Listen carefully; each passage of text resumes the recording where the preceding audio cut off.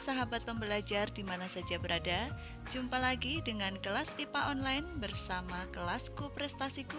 Kita akan membahas pelajaran IPA khususnya SMP. Hari ini kita akan mempelajari sistem ekskresi manusia. Kalau kemarin kita sudah mempelajari tentang ginjal, sekarang kita akan mempelajari kulit, hati, dan paru-paru sebagai sistem ekskresi. Kita mulai dari kulit. Fungsi kulit sebagai organ sistem ekskresi adalah untuk mengeluarkan kotoran, racun, dan senyawa mineral berlebih melalui keringat. Keringat biasanya keluar ketika kita melakukan aktivitas seperti berolahraga atau berjemur di bawah sinar matahari. Kulit terdiri atas dua lapisan utama, yaitu lapisan epidermis dan lapisan dermis.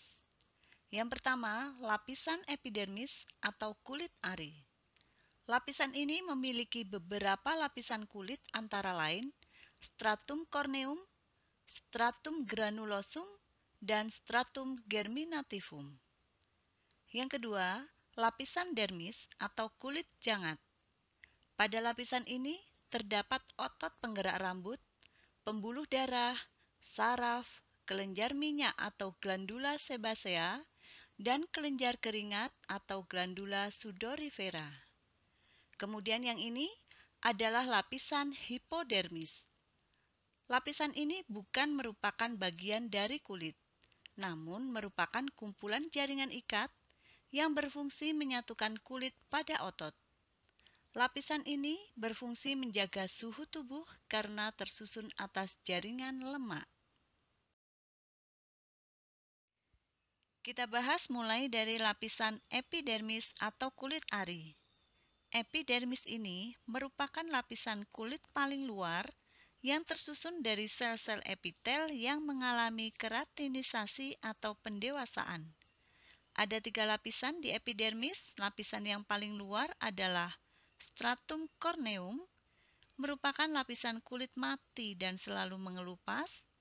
Di bawahnya ada stratum granulosum yang mengandung pigmen melanin atau zat warna pada kulit. Dan yang ketiga adalah stratum germinativum yang terus-menerus membentuk sel-sel baru ke arah luar menggantikan sel kulit yang terkelupas. Lapisan epidermis ini tidak memiliki pembuluh darah maupun serabut saraf. Berikutnya, lapisan dermis atau kulit jangat. Lapisan ini terdapat persis di bawah epidermis.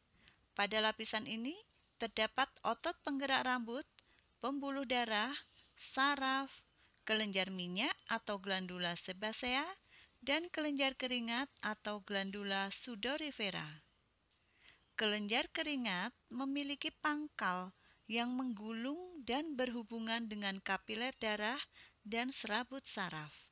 Lalu, kelenjar keringat akan menyerap air, ion-ion, NaCl, dan urea dari dalam darah, kemudian dikeluarkan melalui pori-pori kulit. Serabut saraf dalam dermis dapat meningkatkan kerja kelenjar keringat karena mendapatkan rangsangan dari hipotalamus, yaitu bagian dari otak yang berfungsi sebagai pengendali suhu tubuh. Nah, ketika kamu sedang beraktivitas di cuaca panas atau berolahraga, tubuh kamu pasti akan mengeluarkan keringat. Hal itu bertujuan agar suhu tubuh tetap dingin karena akibat adanya pembakaran. Jadi, tubuh akan mengeluarkan keringat untuk menyeimbangkan suhu dalam tubuh dengan lingkungan. Selanjutnya, paru-paru. Pembahasan tentang paru-paru sudah banyak dibahas pada materi sistem pernapasan ya. Nah, selain berfungsi sebagai alat pernapasan, paru-paru juga berfungsi sebagai alat ekskresi. Dalam sistem ekskresi, paru-paru berfungsi untuk mengeluarkan karbon CO2 dan uap air H2O. Ketika kamu bernapas melalui hidung atau mulut, terjadi proses pertukaran antara gas oksigen dan karbon dioksida. Sistem ekskresi pada paru-paru. Oksigen masuk lewat hidung menuju ke trakea atau tenggorokan, kemudian ke bronkus, bronkeolus, dan yang terakhir di alveolus. Di alveolus ini terjadi pertukaran oksigen dengan karbon dioksida. Oksigen kemudian diserap oleh pembuluh darah dan dialirkan ke jantung. Karbon dioksida dibawa kembali ke paru-paru untuk dikeluarkan dari tubuh melalui hembusan nafas. Yang terakhir, sistem ekskresi pada hati. Sel darah yang telah tua atau rusak dirombak oleh hati.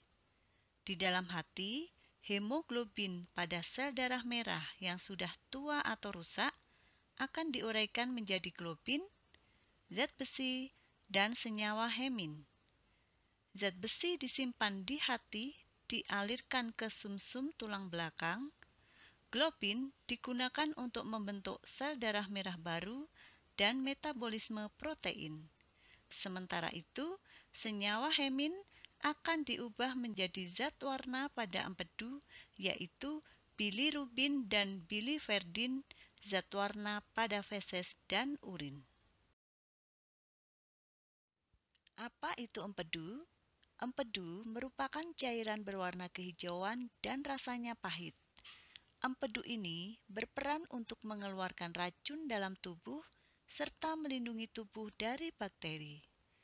Zat-zat yang tidak baik bagi tubuh akan diserap oleh hati dan dikeluarkan dari tubuh melalui empedu. Zat ini dikeluarkan bersama dengan urin atau feses. Fungsi hati lainnya dalam sistem ekskresi adalah menguraikan gas amonia yang berbahaya dalam tubuh menjadi zat yang lebih aman, yaitu urea. Amonia tersebut dihasilkan dari proses metabolisme asam amino. Urea dari dalam hati akan dikeluarkan dan diangkut ke ginjal untuk dikeluarkan bersama dengan urin. Demikian tadi penjelasan organ-organ sistem ekskresi pada manusia, yaitu paru-paru, hati, dan kulit. Untuk gangguan atau kelainan pada sistem ekskresi akan disajikan dalam video berikutnya.